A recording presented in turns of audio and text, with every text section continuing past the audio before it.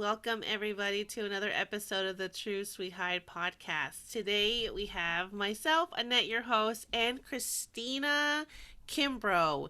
She is a military spouse, Navy. So I'm so thankful to have you on here today. There's so many things that you have to share, and I can't wait for the listeners to hear it because, as you know, for everybody that's listening, these stories are always so raw and personal and heartfelt from real people. And that's what I want to continue to share with you guys. So, thank you, Christina, for being on here. Tell us a little bit about yourself, what you do, and then we'll get into your story. Yeah, I love it. Thank you for having me. I really appreciate it. So like you said, I'm a military spouse. We live in Chesapeake, Virginia. So I'm originally from Cleveland, Ohio. And I met my husband in San Diego, and he's from Texas. So we always just laugh. People are like, "You've covered all the coasts." I'm like, we sure have. But my story really just begins, obviously in childhood. I'm a childhood survivor of trauma, but my mental health issues didn't show up until my mid 20s. And I really started sharing that online on Instagram in particular, and then speaking locally. And it kind of took off. So it was amazing. It was, I think people just resonated. I was really honest and real about my story. And then but all the while I was drinking. So I identify as an alcoholic. I dealt with, addiction issues to alcohol. And a year ago in last January 2020, I moved home to Cleveland, Ohio to get sober. Because I kind of just hit a personal rock bottom, and was just ready to. My husband, we were just at the place where we're like, we're gonna either split up or you need help type thing. Mhm. And so we didn't separate legally by any means. It was an act to save our marriage. And I got treatment and then got sober in COVID, which has been just crazy in itself, and then just started sharing my story again online, like with my audience, and it's grown organically. And so I work right now as a micro influencer. So I'm not, if you don't know what that is basically I just share my story of hope and recovery, and then partner with brands, and then get paid to share their product, do that kind of thing. And and I just work with brands that align with my story and, like, my brand itself. So it's been crazy. It's, I would say it's funny. It's like, it's not a career that I saw myself taking. Like, this is also just a whole new field. Influencing in itself is new, and obviously in the last like 5 years or so. um, and so my husband and I just kind of looked at each other, and it's been in the last like 6 months. And he's like, "Do you love this?" And I said, "I love it." And he's like, "Well, why don't you just try and let's do this full time?" And so here we are. That's, I've never, I haven't never heard of micro influencer, but it makes Yeah. Yeah. so that's really amazing. So what made you decide to just be that vulnerable and share Yeah. it? Because that's not easy at all. Yeah. Thank you. No, it's not. And well, but first of all, I always laugh. I tell people I have my bachelor's in communication, so I'm just a talker by nature. So, I love people, and so social media was just like a natural thing for me, But so I'll back up to when my husband, we were dating at the time, but like about 6 years ago, he was on a deployment, and I hospitalized myself for a panic attack. I thought I was having a heart attack, because I'd never had one before, and then I went into suicidal ideation. So just not wanting to be here, type thing. And it scared me, because I'd never gone through that before. um so yeah, so I hospitalized myself. I was there like 3 days. And I didn't tell anyone. I didn't tell. My mom knew, my grandma knew, and my husband knew, but he was on a carrier in the ocean somewhere. But and so I had to quit my job, all the things. And I got out, and my friends were like, "Where were you?" Like, what were you doing? And I remember feeling humiliated. Like, I just felt like I couldn't share. And then I remember being frustrated because I was like, if I had broken my leg or gotten in a car accident or something physical, people would have showed up with flowers or a card or, and so I started to share, and then people weren't mean, but they were just very awkward. They were like, "You went to the hospital for what?" You know what I mean?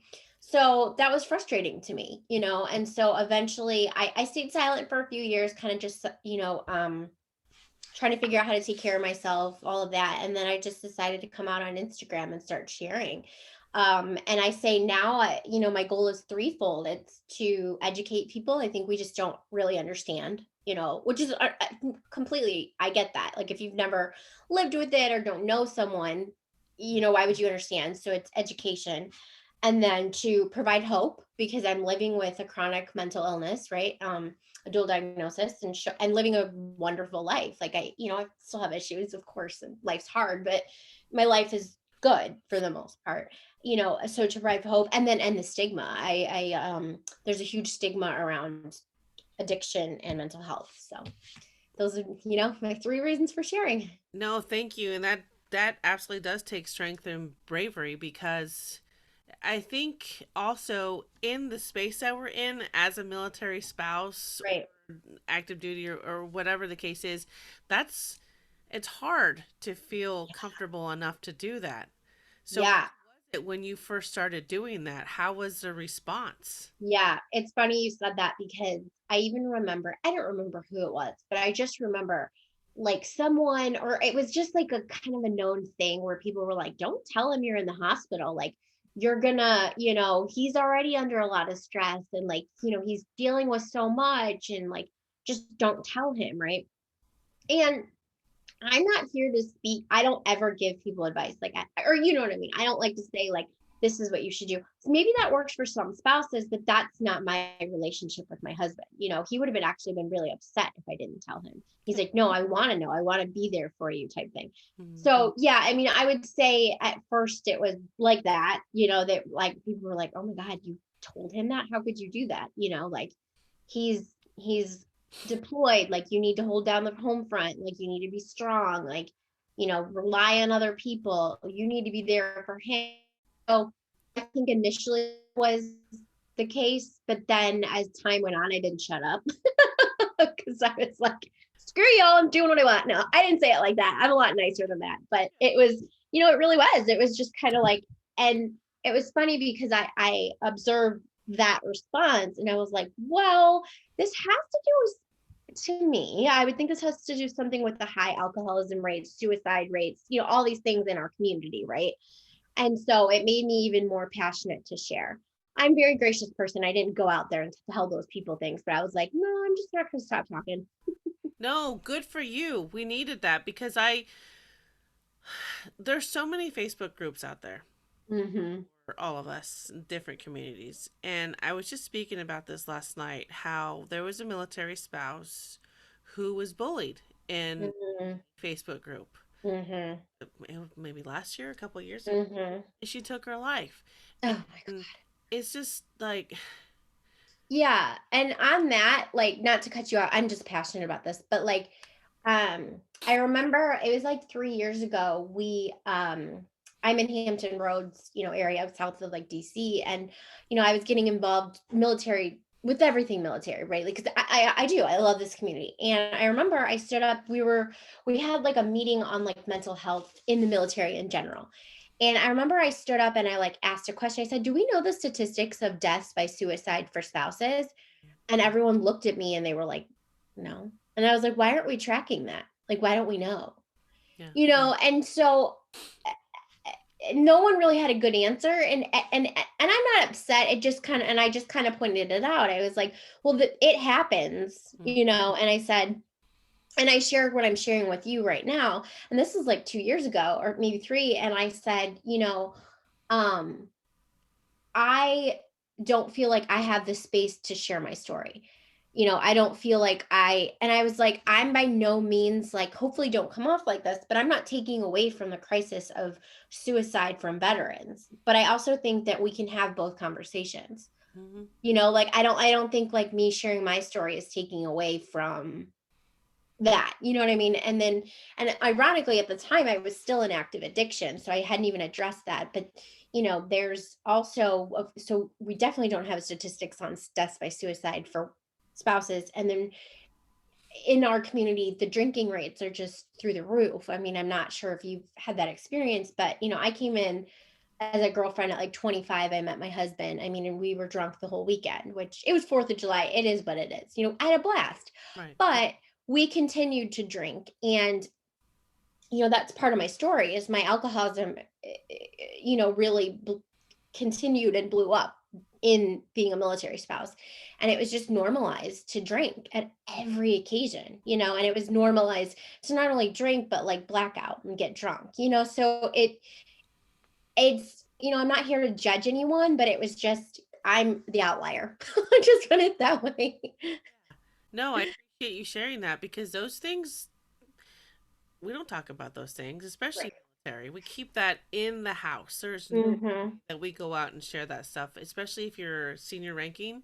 Yeah, exactly. Sure. It's a lot of pressure. So Sure. we need people like you to say, I get it, I live it, and this is Yeah. what I'm doing about it because Yeah. I think we have to just make that choice, Thank you. do. Yeah. Yeah, and it's one of those things, like, I always like to come on, like, I say up front, like, I'm not anti-drinking by any means. I'm not anti-alcohol. I'm just, it didn't work for me, right? Like, it doesn't. I can't ever have one. Like, I'm just, that's my life, and that's okay. I've come to accept that. And I think I don't have the answers. I just think that if I could share my story and maybe someone goes and gets help a little bit quicker than I did, and I could save them the misery that I had to go through, or even, and I'm not even like, I don't think that everyone has to come out and share like I do. I'm making this my life's work. Like, this is what I want to do. But I think if we can just share and then let other people be like, wait a minute, maybe I do need help. I was just talking to someone about this with the alcohol thing. It's like, you don't have to identify as an alcoholic, but like, how is it impacting your life? Like, are you living your best life? Like, is alcohol keeping you from that? Are you hungover? Are you not present with your kids and your spouse? Like, I guess I'm just passionate about getting people to like, examine their relationship with substance. Absolutely. And that's that right there. I mean, that's the passion. That's Hmm. incredible because we're not here to judge. We're just here to No, share with you what we went through and how there's exactly, hope. So exactly, I'm not going to judge you if you don't want to say anything or if you do want to say anything, but maybe just relook your life and exactly. Yep, you got it. so no, I appreciate that and gosh, it's just so needed. And I think especially now, there's just a lot of shit going on right now. Tell me about it. No, for real. And that's why I've said, I'm like, I'm just more passionate than ever about sharing my story. I don't know the statistics, but I'm sure you've seen it. But like, yeah, like deaths by suicide are up during COVID, drinking's up, addiction's up. And so, you know, I, I think it's just, I want to share now more than ever to show people that you can recover, and you can live a decent life, without substance, or, and I have a chronic mental illness. Like, so basically, like, it's my psychiatrists have said, like, some people go through phases, right, where they might be depressed and it'll go away. Mine has been with me. I think I'll probably be on medicine for a very long time. But my hope is just showing people, like, I manage it. Yeah. I manage it, And it's and okay. it's possible. Yeah, It's okay to be on medication. exactly. Hmm. Saying, yeah, I take Prozac or I've been taking Prozac for the past 10 years or whatever. But, if that's what helps, then that's what helps. And not everybody Exactly. take medication, so you meditate or you do whatever. So, but it's okay Yep. to, to have it, to live with it. And I think one of the things my husband had to tell me when I was in that really dark place and feeling sorry for myself, he's like, okay, so are you going to live with it or are you going to suffer from it? Oh, that's so good. I was like, you're right. I could Yeah. continue to sit here and cry all the time and everything is wrong and nothing's my fault, or I can just own it, Yeah. say, okay, this is it. Yeah. You know, now Yeah. I'm gonna do just like what you're doing. My passion is to share it, to give other people hope and, all that stuff. So it just I think I really feel that this is our calling and it just takes somebody, one of us, to just raise our hand up and say this is it, and it's okay. Yeah. Yeah. For those that are afraid to use their voice, that aren't ready to use their voice. So, yeah, no, I applaud you for doing that. Thank It's you. scary, you guys. It is scary. It is So, scary. Yeah. I say that all the time. I'm like, not all the time, but I'm always like, I just shared on Instagram about hospitalizing myself for, suicidal ideation. And because it's not something I talk about that often, it really isn't. And even though I'm an open book, it's still, that's one of the harder things to talk about, is hospitalization and suicide. And I understand though, because it's a very misunderstood topic, which again makes sense, and I also believe that for many reasons, but because we don't talk about it, and so yeah, I mean, oh yeah, I was very nervous when I hit, share. It's always funny is like, I mean, I've been doing this for like 2 years now pretty regularly, and I have gotten the best responses. I mean, I can truly say that I really have not had one person judge me. I mean, maybe they are silently, but I mean, the outpouring of support has just been, I mean, if anything, the only hard part is when people come back, and I'm sure, maybe you've gone through this, is and say, I'm currently struggling, or, that's when it's hard because I'm not a therapist, right. and so I can't necessarily be there for them. There's always that line that I'm trying to balance and walk, but yeah, it's overwhelmingly positive, or good, people are so kind. Yeah. So No, that's really great. That's important. But even when you do get a negative response, how do you deal with that? yeah, I mean, I would say, I kind of just look at it like I don't know that person and I don't know their journey. Mm, I think I've experienced abuse, and I think, looking back on the people that abused me, they were hurt too. mm, So, it's an overly used phrase, but like hurt people hurt people. So I think, when someone's angry or mean or whatever, I block them because boundaries. yeah. Like I've learned that therapy has taught me enough, whereas like they're just not welcome in my space, like if you're going to be mean, it just, I can't, you're not welcome in my space. But I am very kind, and I'll say, like, I wish you well. Like, I don't understand where this is coming from personally, but you probably are going through something. And then I block them, because, and then try to just forget about it. Cause what else can you do? Yeah. No, you're right. Have you lost anybody? Let me start over. I've lost friends. Mm, Started this journey. yeah, I think they just didn't know how to. They didn't know how to react, or they didn't know what to sure, say, or they were like, "Why are sure, you putting your stuff? Why are you putting your business out on social media?" sure, So, sure. and that that sucks. Yeah, right. But it's like, you know what? But this is, if this is saving my life, and Yeah, you don't want to be a part of it, then yeah, that is what it is. that Yeah. have you You experienced know, it all? luckily I've been blessed. No. Yeah, my friends have been, it makes me cry, like just overwhelmingly kind. Just like so, yeah, just kind, I think, but it also, it stems from, I've been vulnerable with my friends, so they've watched me on this journey. If that makes sense, you know what I mean? Like my best friend in the world from high school knew I was hospitalized, so she was one of the ones. But like, so once I started sharing openly, I don't think they were surprised. If anything, they're like, "Oh, it's just Christina." You know what I mean? So, I think, and maybe they didn't tell me and they're uncomfortable, and maybe that is true, but overwhelmingly I've been blessed. Yeah, it's been Yeah. good.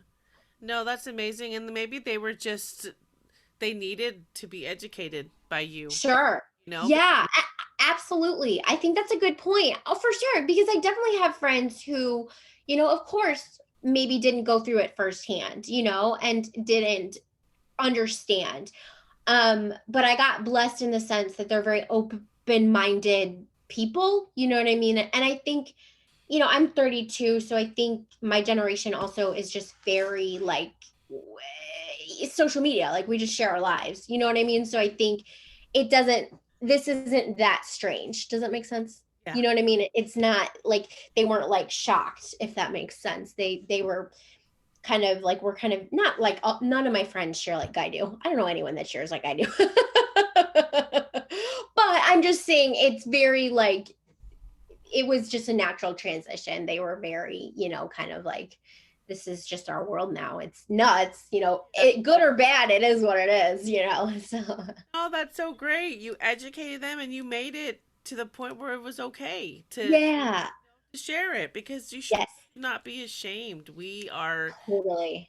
trying to help other people as Yeah, well as ourselves, our yeah. self healing journey. So, Totally. And you made me think of something good. If anything, it actually brought me closer to some relationships in my life because I think people felt like they could open up and share some of the darker things that they were going through. You know what I mean? yeah. Whereas like I've always had good friends and tried to be that person that was there for people, but I think people were more willing to let me in, even more so when we got closer and bonded more, when they were like, yeah, like actually I have depression, or oh yeah, I deal with anxiety, or my relationship is X, or whatever. So if anything, yeah, I think I grew closer to some people. So No, that's amazing. And I just thought of what I had a couple of my soldiers end up even years later say, "You know what? Thanks for saying all that because I yeah, had a difficult time as well." But they didn't know yeah, who to talk to because, right. so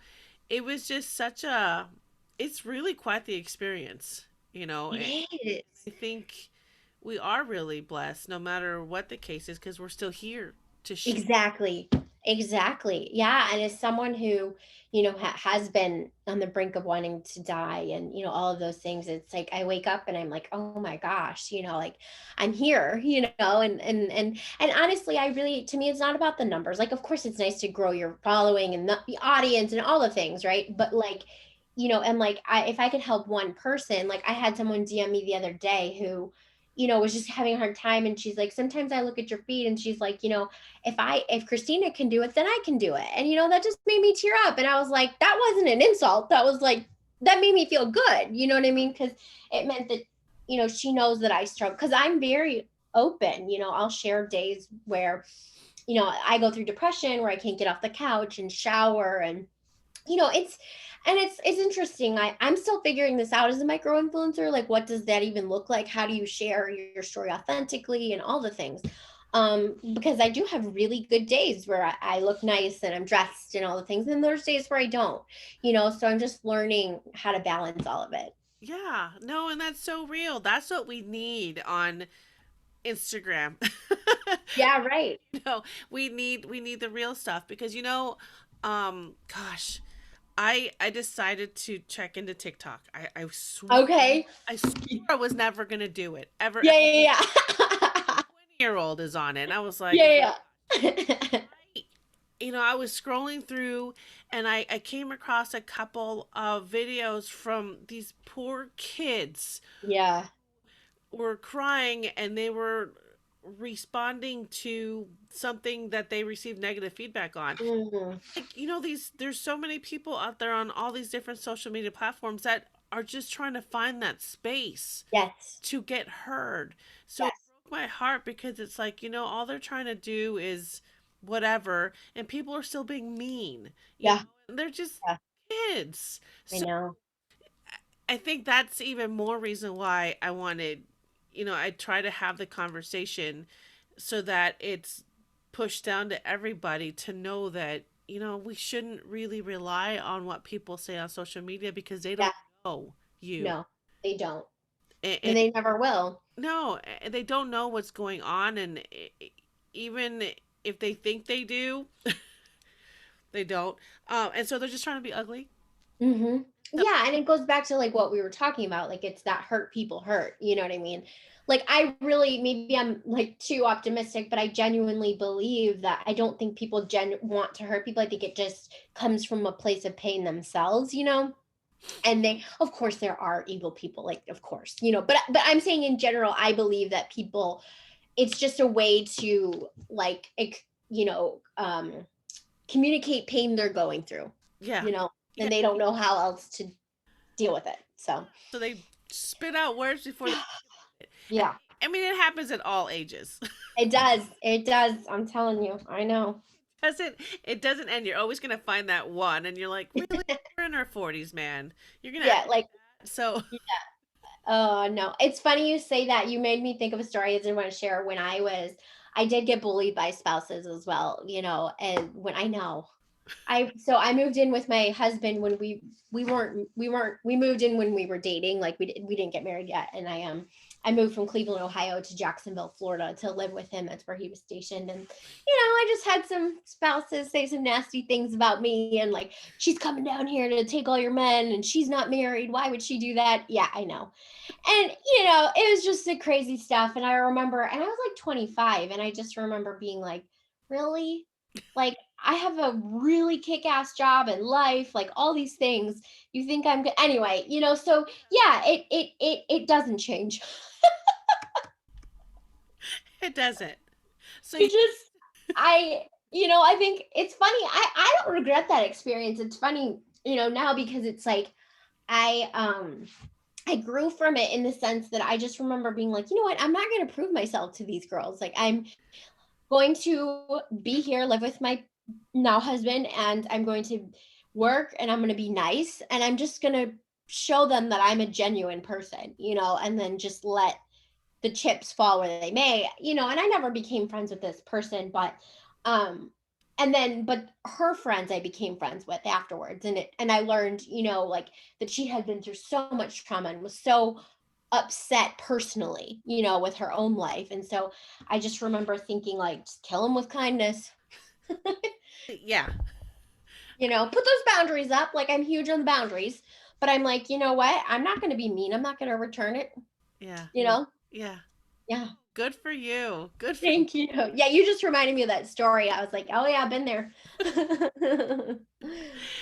Well, I love your passion and your fierceness. So So, it's so awesome to see that. I think we need more people like that in this type of community because it's so yeah. hard. It's really hard. So, what do you see yourself doing next? What do you want to do? Yeah. Yeah, it's funny you said that. I actually just met with like a business coach yesterday to just kind of, because this is new to me. Like, I've just been steadily gaining followers and just like stuff like that and opportunities. And so, honestly, I think I want to parlay it when all of this COVID is over into public speaking, some kind of public speaking. And then I want to use my husband's GI Bill to become a therapist.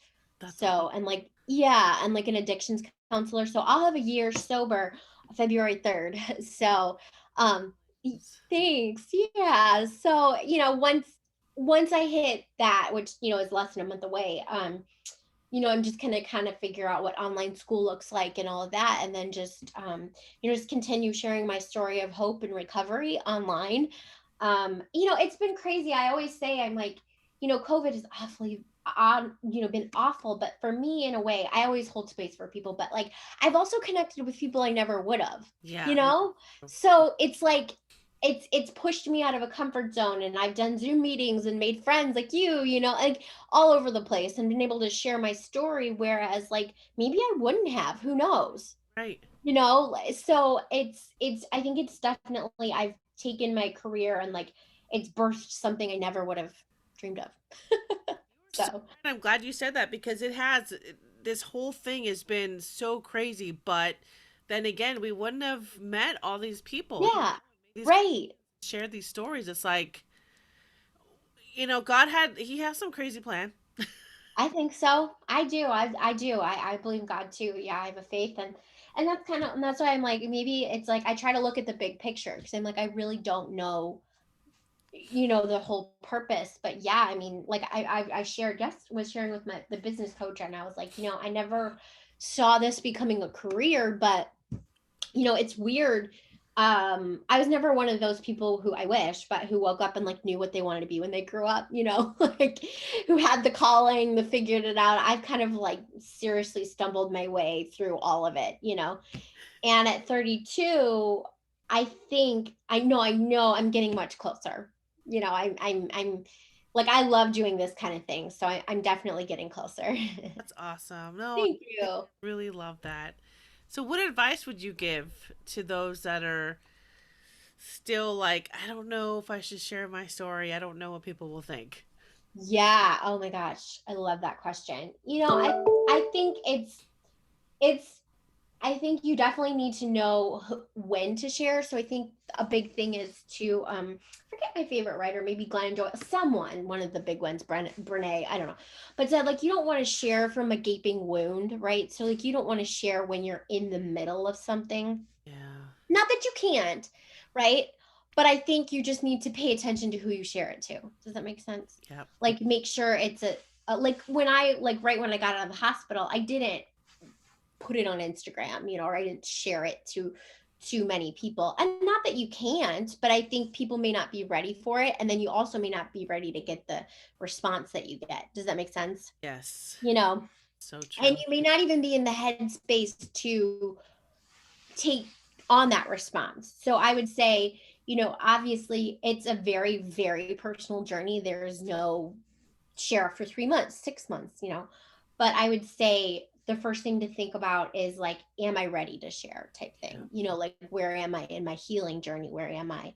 And then the second thing is, just also, be aware that you may not get the response that you want from people, That's true. and I think you need to like, not you, but you know what I mean? Like people like that want to share is really dig deep and say, why am I sharing? I'm very pro sharing, right? But I think it's something that you don't want to just like come out and do. It's something that you want to think through, That's true. and definitely like talk to a friend or like a spouse or someone first, you Right. know, and figure out how you want to share. But yeah, my biggest thing would be like the gaping wound thing, like just maybe when you're in the middle of it, maybe not sharing, or maybe once you're like right out of it, but that's hard too, because I shared my sobriety story a month in. So once I was a month sober, I felt comfortable sharing. So Mhm. like I said, there's no magic time. I think it's just more about doing the work inside to Right. kind of figure it out. So Right. And, I think that's really important because sometimes we feel like if we share it, we're going to be validated, but I don't think we yes. shouldn't rely on that. Yes. It needs You literally put what I'm trying to say, to 100%. Because I would do that too. Like exactly. And that's kind of what I'm trying to get at is like figure out why you're sharing it. Are you doing it because you want to be seen and heard? yeah. You know what I mean? Like because yes, absolutely. Because I have shared my story with people before and not gotten the response that I wanted, you know? Yeah. And I didn't know that I was even looking for a response until after I shared. Does Yeah. that make sense? Yeah. And exactly like you said. So like yeah, like with the sobriety was a pretty good experience, but I would say like the hospitalization, some people would just not know how to respond or not say anything, Yeah. and that to me hurt even more, Right. when people wouldn't say anything. So yeah, that is a very, very valid point, is just you need to be aware that like you may not get the response that you're looking for. That is so true. So be ready Right. because you might not get it. And I think that, And it goes, yeah, and it goes back to exactly like that's why I'm just like very, very like wanting people to say like share it from a place where you're ready. You know what I mean? Like you don't have to be completely healed. Like, look, I still got a lot of junk that I'm dealing with and I'm talking all the time. But I'm also in a stabler place where I can handle feedback or, like pushback or whatever it is. Whereas if you're right in the middle of a divorce or getting sober or whatever your big thing is in your life, it's oh, anyway. Yeah. no, So lovely. That's a great point. absolutely. It just made me think of when you're in an argument and you just say whatever and Yeah. you come back and it just like it all comes out because you don't care. So it's just as sensitive as that. So kind of think Yes. before you write, Yeah. before You you. know what's funny you said that is my husband, because he's Navy, we had to email each other and there's nothing like fighting over email, right? You're a military spouse, aren't you? Yes. Yeah, so you understand. So, but we have taken that, and we're not always perfect at this, but like when we're in a big argument and like, how like you argue and you just go in circles and like nothing's getting said. So, anyway, we will like go in our separate corners and like write. So like we will write emails to each other, and say like this is how I'm feeling. And then usually what happens is it's always happened for me is like the emotion gets taken out of it, the anger, and then I can almost step back and say, wow, I was being ridiculous or whatever. And then I like delete half of it. And then so anyway, that's just really worked for us. So No, that's great because I just yeah. thought about angry texting. You can Yeah. texting sometimes is good, but bad because you don't. Yeah. You think that you're arguing, but you're not because of the Yeah. response. It's just this back and forth. It's Totally. Yeah. And the funny thing with texting that sucks is it's there. yes, You like can't take it back. yes. Oh my god, it's so crazy. So what? Okay, so you gave the advice. Where can people find you? Yeah, thank you. So Instagram is just my first letter of my name, so C, and then Kimbrough, and then the number one. And then my website is just simply my first name, Christina, Kimbrough.com. ChristinaKimbrough.com. Perfect. Well, I am just so proud of you for doing what you do. Thank you. I can't wait to see you in this journey now to help Yeah. more people and with your therapy Yeah. and being a therapist and all that. It takes a lot of strength and courage to do that. Thank So you. thank you Yeah. for reaching out and being on here and sharing the story. Keep us posted, or we'll go follow you on your. Yeah, please do. Thank you. Thank you for letting me share my story. Your podcast is wonderful. This is a really good format for people to share like longer form. I love that because Instagram's great, but it's only like a paragraph. So I think these are just really valuable. This is a very valuable medium. So thank you. Thank you so much. I look forward to connecting with you more and seeing Yeah. your journey.